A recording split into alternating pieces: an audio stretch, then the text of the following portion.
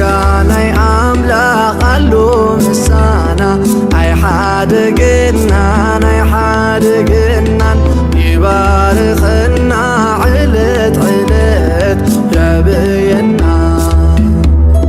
ጸጋናይ አምላኽ አሉ ምሳና አይገድፍናን ይባርኽና ጸጋን ሰላምን ናይ ጎይታ ናይ ኢየሱስ ክርስቶስ ምስ መንፈስኩም ይኹን ተዋሃተልቲ ናይ ጸጋ ዘመን መግቦት አገልግሎት ምሳኹም ዘለኹ ከም ተለምዶ ሓውኹም ዲያቆን ዮናስ ከም ፋሪዘ አምላኽ ሎሚ ድማ ሓደ ሓሳብ ሒዘ መጽ ኣለኹ እግዚአብሔር ምሳኻ ምህላው ርግጸኛ ዲኻ ዝብል ሓሳብ ሒዘ መጽ ኣለኹ አምላኽ ምሳኻ ምህላው አምላኽ ምሳኺ ምህላው ርግጸኛ ዲኻ ወይውን ርግጸኛ ዲኺ ዝብል ሓሳብ ሒዘ መጽ ኣለኹ ከም ፋሪዘ አምላኽ ነዚ ቪድዮ ላይክ ብምግባር ክትጅምሩ ላይክ ብምግባር ጀሚርኩም ድማ እቶም ሰብስክራይብ ዘይገበርኩም ሰብስክራይብ ጌርኩም ክሳብ መወዳእታ ተከታተሉ ብትሕትና ይላቦ እንታይ ማለት ነው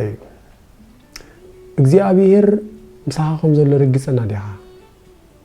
ናባኻ ኣብ ዘለና ዘመን ሓደ ሰብ በእግዚአብሔር መስአመነ እግዚአብሔር በመንፈስ ቅዱስ ሓቲሙ ናቱ ይዝገብሮ መጽሐፍ ከዛረብ ከሎ ንስኻትኩም ግና ነትናይ መድሓንኩም ወንጌል ዝኾነ ቃል ሓቂ ንሰማዕኩም ብኡ ድማ መስአመንኩም በቲ ዝተስፋ መንፈስ ቅዱስ ሓቲሙ ናቱ ገበረኩም ኢልና ኣሎ ስለዚ ሓደ ሰብ መስአመነ እግዚአብሔር በመንፈስ ቅዱስ ሓቲሙ ናቱ ይዝገብሮ ናቱ ካብ ገበሮ ድማ እግዚአብሔር መስኡሎ ማለት ጳውሎስ ከዛረበና ከሎ ኣብ ሮሜ ምዕራፍ 8 ውን ኳልታ ተመልክትና 31 እምበኣርከስ ብዛዕባ ነገር እዚ እንታይ ክነይና አምላኽ ምሳና ካብ ኮነኸ መን ይዝቃወመና ኢሉሎ ስለዚ እግዚአብሔር ምሳና እዩ ነገሩ ግን ሓደ ነገር ክፍለጥ ዘለዎ እግዚአብሔር ኣብ ኩሉ ዘመን ምስ ቃሉን ምስ ፈቃዱን እዩ እግዚአብሔር አምላኽ ምስ ቃሉን ምስ ፈቃዱን እዩ ምስ ጎይታ ኣብ ዘኣመናሉ ቅጽበት ሓደ ኮይልና ኢና እግዚአብሔር ድማ ምሳና እዩ አምላኽ ምሳና እዩ ካባና ይፍለን እዩ ሕጅግ ንብል ዘለና ኣብ ዕለታዊ ህይወትና ኣብ ናብራና ኣብ መንፈሳዊ ጉዕዞና አምላኽ ምሳና ክኸውን ዝኽእል ኣብ ቃሉን ኣብ ፈቃዱን ምስ እንህሉ እዩ ኣብ ቃሉ ሰሚዕና ምስ እንትግብርን ፈቃዱ ሰሚዕና ድማ በፈቃዱ ምስ እንመላለስ እዩ ስለምንታይ እግዚአብሔር ምስ ማንም ሰብ አይኮነን እግዚአብሔር ምስተሓደ ኮይኑ ምስተሓደ ዝኸውን አምላኽ የብልናን አምላኽ አዳለወ ጽድቀ ቃሉ ወጽድቀ ይኮንን በመንግስቱ ወአልቦ አመጻ በላዕሌሁ ዝተባሃለሉ አምላኽ ቃሉ ሐቂው ፍርዱን ሐቂው ኣብ ልዕሉ አመጻ የለን ምድላው የለን ስለዚህ እግዚአብሔር ምስኩልዩ ነገሩ ግን ምስኩልዩ ከልከልና ምስቶም ንቃሉ ዝሰምዑን ምስቶም ንፈቃዱ ዝፍጽሙን ስለምንታይ አምላኽ ምስ ማንም ሰብ አይኮነን ታዲያ አምላኽ ምስ ቃሉን ምስ ፈቃዱን እዩ ስለዚህ እግዚአብሔር ምሳኻ ምህላው ርግጸኛ ዲኻ አምላኽ ምሳኺ ምህላው ሓፍተይ ማዕረኽ እንደይ ርግጸኛ ኢኺ ጎይታ ኢየሱስ ክርስቶስ ከዛረብ ከሎ ትዝክሩ ተራኾንኩም ኣብ ዮሐንስ ወንጌል ምዕራፍ 16 ሐዋርያት እንታይ ኢልዎም ኩሉኻትኩም ገዲፍኩምን እትኸዱላ ሰዓት ክትነጽያ ድሮውን በጽሓላ ስለዚህ ኩሉኹም ክትገድፉን ኢኹም ኩሉኹም ገዲፍኩን እትኸድኩም ግን አቦ ምሳይ ስለዘሎ በይነይ አይኮንኩን ኢልዎም ነይሩ ኢየሱስ ክርስቶስና ሐዋርያት ስለምንታይ አቦ ምሳይ ስለዝኾነ ኣነ ንበይነይ አይኮንኩን ስለምንታይ ኢልና መስናሃት ስለምንታዩ ኢየሱስ ክርስቶስ አነ በይኔ አይኮንኩን አቦ ምሳይ እዩ ዝበለ ምስንብል ጎይታ ኢየሱስ ክርስቶስ ናይ እግዚአብሔር አቦ ፈቃድ ስለዝፈጽም እዩ እግዚአብሔር ምስ ጎይታ ምስ ኢየሱስ ክርስቶስ ዘሎ ወይ ድማ ካብ ጎይታ ካብ ኢየሱስ ክርስቶስ ዘይፍለየሉ ምክንያት ሓደ እንታይ እዩ ጎይታ ኢየሱስ ክርስቶስ ናይ እግዚአብሔር ፈቃድ ስለዝፈጽም እዩ ፈቃድ ድማ ኣብ ብዙሕ ቦታ ንረኽቦ ኢና ንሐዋርያቱን እኳ ማቴዎስ ዮሐንስ ምዕራፍ 4 ተዛረበ ከሎ ብልዓይሲ ፈቃድ እቲ ዝለኣኸኒ ምፍጻም እዩ ሓቂ ስለዚ ናይ ጎይታ ናይ ኢየሱስ ክርስቶስ ብልዒ ወይ ድማ ናይ ጎይታ ናይ ኢየሱስ ክርስቶስ ስራሕ ናይ እግዚአብሔር አቦ ፈቃድ ምፍጻም እዩ ማለት እዩ ነዚ እኮ አቦ ነዛ ጽዋ እዚ አካባቢ ያሕለፋ መስሎ ነገሩ ግን ከም ፈቃድ kada አምበር ከም ፈቃደይ አይኹን ስለዚ ሓደ ሰብ እግዚአብሔር ምሳይ እዩ ክብል ዝኽእል ናይ እግዚአብሔር ፈቃድ ይገብር ከም ዘሎ ርግጽኛ ምስ ዝኸውን እዩ አምላኽ ምሳይ አሎ ክብል ዝኽእል ኣብ ዘመነይ ኣብ ህይወተይ ኣብ መንገደይ ኣብ ሓዳረይ ኣብ ስርሐይ ኣብ ቢዝነሰይ አምላኽ ምሳይ አሎ ክንብል ንኽእል ናይ እግዚአብሔር ፈቃድ ንገብር ምህላውና ርግጽኛታት ምስ እንኸውን እዩ praise God ጳውሎስ ምን እንኳ ሓደ ነገር ነጊርና ኣሎ ኣብ ግብረ ሐዋርያት ምዕራፍ 27 ከፈዲ 23 ሓደ ቃል ተዛሪቡሎ እንታይ ዝብል ናይቲ አነ ናቱን አገልጋሊኡን ዝኾንኩ አምላኽ መልአኽ መጽኡ ዝብሎ ናይቲ አነ ናቱን አገልጋሊኡን ዝኾንኩ አምላኽ አስተውዕል እዚ ቃል እዚ ንክርስቶስ ብምእማን ጥራሕ ዝመጽ አይኮነን ናይቲ አነ ናቱን አገልጋሊኡን ኩሉ ሰብ ምስ አመነ ናይ እግዚአብሔር ኮይኑ ጳውሎስ ግን ካብዚ ነገር እዚ ሕልፍ ብዝበል ይዛረብ ዘሎ ናይቲ አነ ናቱን አገልጋሊኡን which means እግዚአብሔር ኣብ ጳውሎስ ብላዩ ክገብር ይኽእል እግዚአብሔር ኣብ ጳውሎስ ዝደለዮ ክሰርሕ ይኽእል ንጳውሎስ ናብ ዝደለዮ ከእትዎን ከውፅኦን ብዝደለዮ ድማ ከውርዶን ከደይቦን ይኽእል እዩ ምክንያቱ ጳውሎስ እውን ንዋየ ሁሪ ተባሂሉ ሁሪ አቅሓ ተባሂሉ ስለዚ ጳውሎስ ናይቲ አነ ናቱን አገልጋሊኡን እንታይ ማለት ጳውሎስ ካብ ናይ እግዚአብሔር ፈቃድ ተንከሲሉ አይወጽኒ ጳውሎስ ካብ ናይ እግዚአብሔር ፈቃድ ንሓንቲ ሰከንድ እውን ከተኾነ አይልግስኒ ስለዚ እንታይ ኢሉ ጳውሎስ ናይቲ አነ ናቱን አገልጋሊኡን ዝኾንኩ አምላኽ ኣብዚ ማርታ ይረዳልና እግዚአብሔር ምስ ጳውሎስ ከም ዘሎ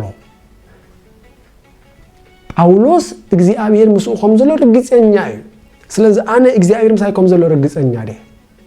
ንስኻ ሓዊ እግዚአብሔር ምሳኻ ከም ዘሎ ርግጽኛ ዲኻ ሓፍተይ ከም እግዚአብሔር ምሳኻ ከም ዘሎ ርግጽኛ ዲኺ ሕጂውን ጳውሎስ ክዛረበና ከሎ ኣብ ካልኣይ ጢሞቴዎስ ምዕራፍ 4 ክፍል 17 እንታይ እዩ ወንጌል ብምልአት በአይ ምእንቲ ክስበኽ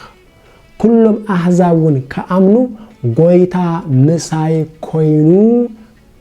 አድሓነኒ ካብ አፍ አናብስ ድማ አናገፈኒ ይላል ረኹም ወንጌል በአይ ብምልአት ምእንቲ ክስበኽ ኩሎም አሕዛብን ምእንቲ ክሰምዑ ጎይታ ምሳይ ኮይኑ አባራታኒ ካብ አፍ አናብስ ከአናገፈኒ ጎይታ ምሳይ ኮይኑ አባራታኒ ወይ ድማ ጎይታ ምሳይ ኮይኑ አናገፈኒ ኣብዚ ድማ ሕጂ ንልከ ዘለና እግዚአብሔር ምስ ጳውሎስ ከም ዘሎ ንርዳእ ዘለና እግዚአብሔር ምስ ጳውሎስ ከም ዘሎ ንርዳእ ኣለና ስለዚ እግዚአብሔር ምሳኻ ከም ዘሎ ርግጽኛ ዲኻ እግዚአብሔር ምሳኻ ከም ዘሎ ርግጽኛ እትኾነሉ ሓደን ቁልፍ ድማ ናይ እግዚአብሔር ፈቃድ ትገብር ከም ዘለኻ ርግጽኛ ምስትኾን ስለዚ ጳውሎስ ክዛረበና ከሎ ጸጋ ናይ እግዚአብሔር ምሳኹም ይኹን ዝብለና ጸጋ ናይ እግዚአብሔር ምሳኹም ይኹን ጸጋ ናይ ጎይታ ምሳኹም ይኹን ጸጋ ዝተባህለ መን ኢየሱስ ክርስቶስ እዩ ስለዚ ኢየሱስ ክርስቶስ ምሳና ክኸውን ከምቲ ጳውሎስ ምሳይ ኮነ አባራታ አኒ ካብ አፍ አናብስ አናገፈን ዝበሎ ጎይታ ኢየሱስ ክርስቶስ ምሳና ክኸውን ንሕና كل جزء كابنا إجزابير فقط كنوص يبلنا سلازي إجزابير مساحة خمزلو رجس أنيادي خاينا لو ما أنتي حطي نجنا قدس باولس أب كلا كورنثوس كزارب كله كم زيبل كلا كورنثوس معرف 10 كل تخاف أدي شمنت زساق أي جراش مستوى باولس انتهي زبله نزل زساق إني كاباي أرحق إلى نقيتا سلسة سالم منكو نسخة حيلي عبد خامس جلس مو سجاي أخلق كابلني سلازي حيل كروسس قبل علي ما أنت كحضر بوزح تحواس بدخامي كمكحية مبارك مسدكم شوية زبرت مو ما أنت كروسس إلى بدخام بتصرفي بحصار بسدت بسبب بحجوس الله يقولنا سلازي كمزيب أولس زبلة زلوا كروستوس أباها نخبر كروستوس أباها نجس ناي كروستوس حيلي أباها نخجهد ناي كروستوس كبري أباها نخجلت أجزي أبير مساحة كم زلوا رجس أنيارها أجزي أبير أباها كم زلوا رجس أنا خدكون تخل ما نسخة بفقاد أجزي أبير تمر على سكام زلقا رجس أننا مستقوني نا إجزيابير فقاد تقبر مهلاقا نا إجزيابير فقادن نا إجزيابير حسابن ريهم بترقاقام إن نقولكم حدث أصله أب قداي مصحف سامي المعرف كلتا فوق 35 نكاين إلي إجزيابير أملاخ انتايلو إنه كم حسابين كم فقادين زقبر ومن كهن كتنسيئلون بمجمرتان نسامي إلي فتصامي إدما نيسوس كريستوس سلازي إجزاء أملاخ زلل انتايب كم حاسبون كم فقادون زخدو السبات كم حاسبون كم فقادون زملالسو السبات يزدلي سلازي إجزاء أملاخ مساخا خمزلو رقص أنيا ديخا እግዚአብሔር مساخاكم زلو رجصنيا اتكونلو منغدي ويدما እግዚአብሔር مساخاكم زلو رجصنيا اتكونلو قلف حدا انتايو ناي እግዚአብሔር فقاد تغبر مهلاوكا ስለዚህ ناي እግዚአብሔር فقاد انتايو ዝብል حساب بدنب يكون ردو علنا እግዚአብሔር አምላክ مساخان ተዳሃልዩኻ ማንንም ኮነ ምንም አይገብረካኒ እግዚአብሔር مساخ ስለዘሎ ማንንም ምንም አይገብረካን ማንንም ካብ ምንም ነገር አይንቀፈካን ማንንም ካብ ምንም ነገር አያሰናخለካን እግዚአብሔር مساخ ይዘለያ እግዚአብሔር مساخ ስለዘሎ ኩሉ ግዜ ንስኻ ና እግዚአብሔር حساب ፈጻሚኻ አባኻ እግዚአብሔር ዝሰርሕ አብሉ ይችላል እንኳ እግዚአብሔር መስኦም ዝነበሩ ሰባት እንታይ አይነት ሰባት ከም ዝነበሩ كنملكت نخلينا بزحات أبوات كلام سنخلينا كابتن بزحات جنا حد بوا كريكم نإياسو انتهى ميلومو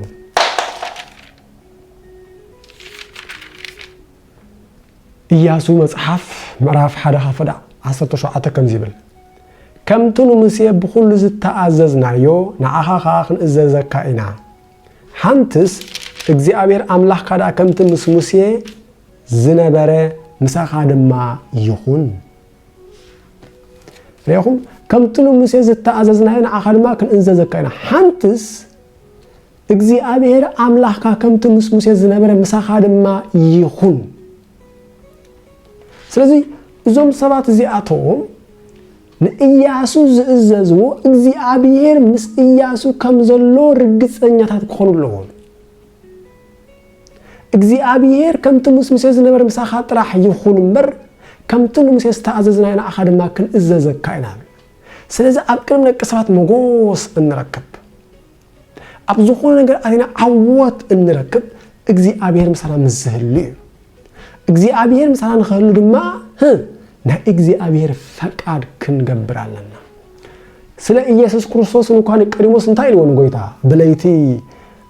ክመሃር ምስከደ እንታይ ኢልዎ ካብ ኣምላኽ ተላኢኻ መምህር ክትከውን ከም ዝመጻኻ ንፈልጥ ኢና ኢልዎ ሓቀይ نفلتنا سلازيس اسم عالبو زيكل يقبر زنت تأمره زأنت تقبر زنبال اكزيابير مسليه بجيكا ات اكزيابير مسؤول زخوانا سب إذن السخاء تقول زلخا تأمر كقبر زخل ما ولا حدا يلبوني له سلازي يخم يسوع كريستوس التمزو قبرم زنورو تأمرات تأمر تخونا تأمرات እግዚአብሔር مسؤ كم زلو مرغاغصيو እግዚአብሔር مسؤ ኮይኑ ዘአዮም ነገራት ከም ዝኾኑ መረጋገጽ ምክንያቱም ኒቆዲሞስ ብዘይካ እግዚአብሔር مسؤ ዘሎ ሰብ እዝንስኻ ክትገብሮ ዘለኻ ክገብሮ ዝኽእል ወላ ሓደ የለን ይዝም ዘሎ ስለዚህ እግዚአብሔር ምሳኻ ከም ዘሎ ርግጸኛ ዲኻ ማዕረኽ እንደይኻ ርግጸኛ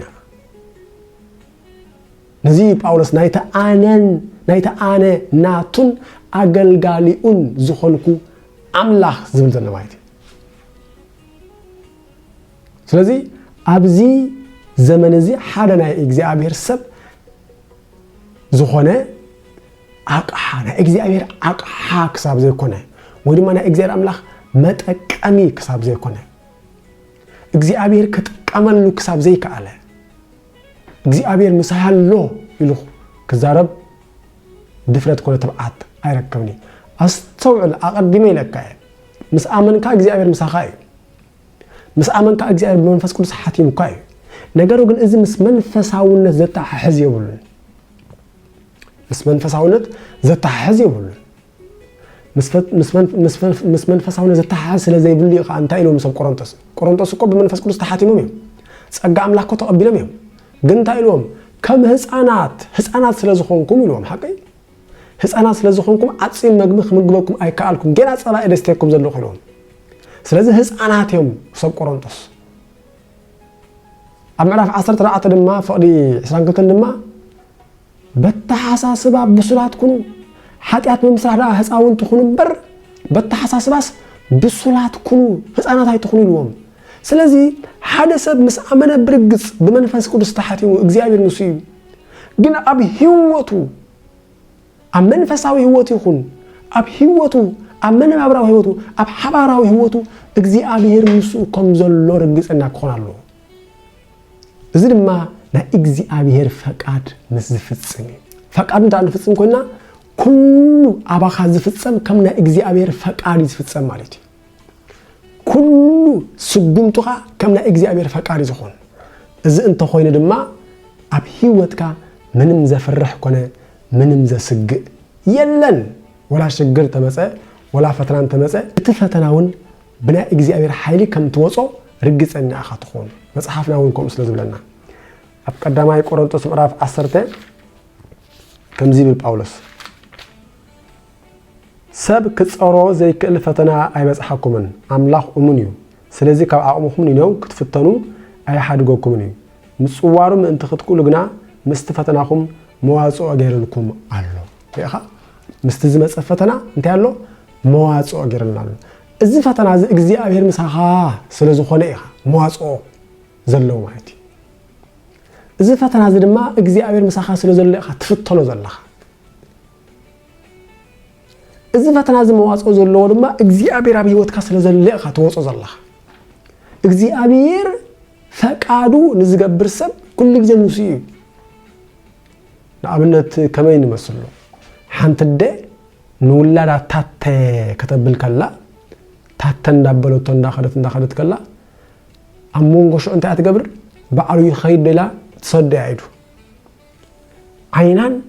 ሐሳባን ግን ካብ ውላዳ አይተአልን ያ ስለዚህ እግዚአብሔር ድማ ሓደ ጊዜ ክንሓልፎም ዝግቡና ፈተና ከምጻልና ኸሊ ነገሩ ግን ካባና አይኑም ልቡን ግን አይፈልኒ አብዝ ተሸነፍናሉ ግን መዋጾ ድማ ይፈጥረልና ማለት ስለዚህ ነዚህ ጳውሎስ ከዛለም ኮሎሮሜ ምዕራፍ 8 ከፈዲ 28 ነቶም ንአምላኽ ዘፍቅሩ ከመደው ድማ ዝተጸውዑ ንኹሉ ሰናይ ከም ዝድግፎም ንፈልጥ ኢና ዝበለ ረሕም ኣለኩም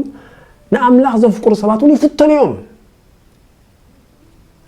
ነገሩ ግን ምስ አምላኽ ስለዝኾን ድማ ነቲ ፈተናው መዋጾ ኣለዎ ማለት እዩ ስለዚህ ሓደ ናይ እግዚአብሔር ፈቃድ እናገበረ ዝመላለስ ሰብ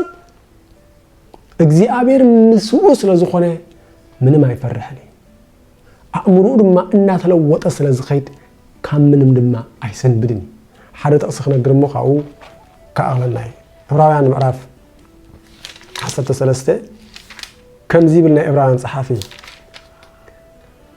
ካፈዳ ሓሙሽ አምላኽ በዓሉ አይ ሓደገካን ዕሽሽውን ኮቶ አይክብለካን ኢሉ እሞ ናብራኹም ብዘይ ፍቅረ ገንዘብ ይኹን በተዘለኩም ውን ያአኽለን ምባል ተማሃሩ ስለዚህ በተባዓት እግዚአብሔር ረዳኤ እሞ አይፈርሕነ ሰብከ እንታይ ከይገብረኒ ንበል ስለዚህ እግዚአብሔር ምሳኻ ከም ዝኾነ ርግጸኛ እንትራኾንካ እዛ አይነት መንነት እዛ አይነት ተአማንነት ሒስካ አኸተጓዓስ ስለዚህ እግዚአብሔር ምሳኻ ከም ዘሎ ርግጸኛ ዲኻ እግዚአብሔር ምሳኻ ከም ዘሎ ሓፍተይ ርግጸኛ ዲኻ ወን ንኽንብል ድማ ናይ እግዚአብሔር ፈቃድ ምስ እንፍጽም እግዚአብሔር ኣብዚ ዘለና ናይ ጸጋ ዘመን ፈቃዱ አቀምጥልና ኣሎ ነዚ ኸ ፈቃዱ ፍለጡ እምበር ከምቶም ዓይሾ ኣይትኹኑ ዝበለና ነተሰናይን ባህ ዘብልን ፍጹም ዝኾነ እግዚአብሔር ፈቃድ እንታይ ከም ዝኾነ መርምርኩም ክትፈልጡ አእምሮኹም ብምሕዳስ ተለወጡ ዝበለና ስለዚህ ፈቃዱ ክንፈልጥ መሰረታዊ ነገር እዩ ጸጋን ሰላምን ናይ ጎይታና ኢየሱስ ክርስቶስ ምስ መንፈስኩም ይኹን ሰላም